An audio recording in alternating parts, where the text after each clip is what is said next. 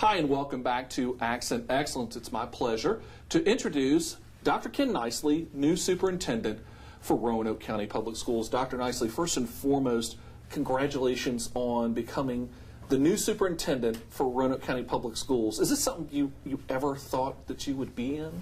Oh, not in a million years. Of course, I started off in Roanoke County as, teaching, and, when you start off doing that, that's what you want to do the best you can at that. And so, I've always focused on what's been in front of me and the job that I have, and never looked down the road really to think I would be in this role now, but thrilled to be here, very excited.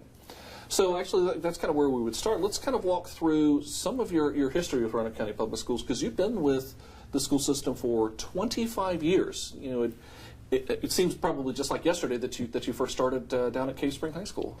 It does, and 1993 came in as a first-year teacher, and just really enjoyed teaching at Cave Spring High School, and loved teaching high school. Loved working with high school age kids, but somewhere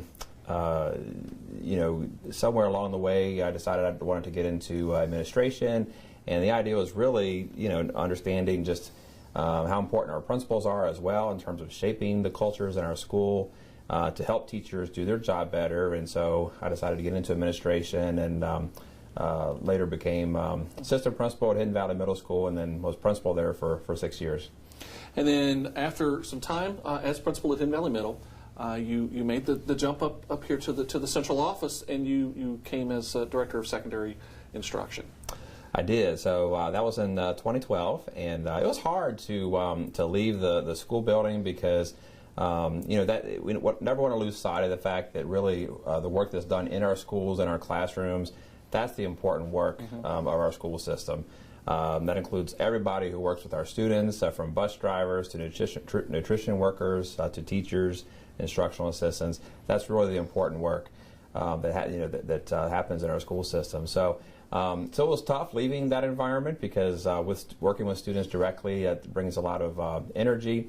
But again, I thought wanted to embrace a role in which I could work with more schools and all the schools, and then hopefully contribute and support the work that they're doing. And in that role, you worked on and started to work on something that we'll talk at length about here in a minute, but that's the strategic framework. But before we go there, you made a stop quite literally across the hall, as it were, to Director of Administration. Tell me a little bit about that. Yeah, so that was a move that I loved instruction, loved working on the teaching and learning side of things, but it was a good move for me in terms of getting that experience and seeing the broader work that's done in the school system. And it's very much like what we ask principals to do. We ask principals to be instructional leaders, so you have the instructional side of things, but there is more of also the managerial side of things in terms of day-to-day operations. So the administration side allowed me to get some more experience at a district level on that side. And then the time came back over the summer. We folks who are familiar with this show, we did a very long interview with Dr. Killow, who had announced his retirement back at the end of the last school year. And the school board said, well, we're going to have Ken Nicely be the acting superintendent. What were your thoughts when the board came and said, we'd like you to be the head honcho for this school system? Well, right, being asked to step into that role was very humbling, first of all, because you always appreciate the confidence that people have in you, and really as somebody who has invested a lot of time and energy and has a heart for the students and the staff of Roanoke County Schools. My main desire was to do anything that I could to ease the school system through that transition, and help our community and our students and our staff know that things are going to move forward in a positive direction. And so stepping in the acting superintendent role was a way that I felt like I could do that. And I'll quote directly the words of Jason Moretz, who was the chairman of the school board, who said in the announcement when Dr. Nicely was made the permanent superintendent, he said, quote, "We have the right man for the job right here." How much, I can't imagine higher praise than that. Well, it's certainly, again, an honor. And, you can interview somebody for a job, and I feel like I have been sort of interviewing for this job for about 25 years, and not that you make everybody happy all the time, but hopefully you make good decisions, and people understand who you are as a person, where your heart is, and can trust your leadership. And so I really, again, appreciate the confidence of the school board and all the outpouring of support that I've received from folks across the school division. It's really been overwhelming.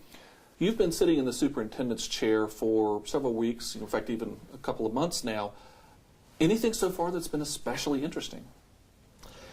Well, one thing that comes to mind, it kind of goes back to the idea of being more closely connected with what's happening in the schools. It's, really try to make it a point to be as visible as I can. I've loved each morning. I haven't done it every morning, but most mornings I find myself at one of the schools, just greeting kids as they come off of the school buses or the car rider line, and wow, it's been so great to see what the work that our principals do, our assistant principals, all the staff out there greeting kids, making sure they get into the school safely and just are welcomed in the day. So it's been a lot of fun, and as I find, of course, there's 27 schools.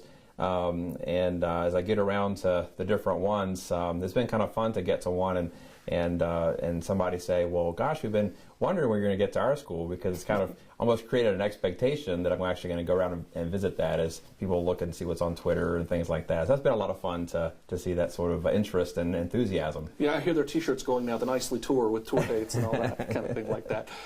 What would you say, looking back 25 years ago, and as you said, this is something you would have never thought that you would be sitting here in the superintendent's office, but 25 years of experience as a teacher, as an administrator, as a central office administrator, and a true district leader, how have those experiences influenced you in drawing upon them now that you are a superintendent? That's a good question. I think at the end of the day, Chuck, it goes back to what we're about as a school system. The heart of what we do is the teaching and learning that takes place in our classrooms. And of course, none of that takes place in a vacuum. I mean, we want our kids to feel safe. We want to have the supports in place to make sure there's a good culture that surrounds that.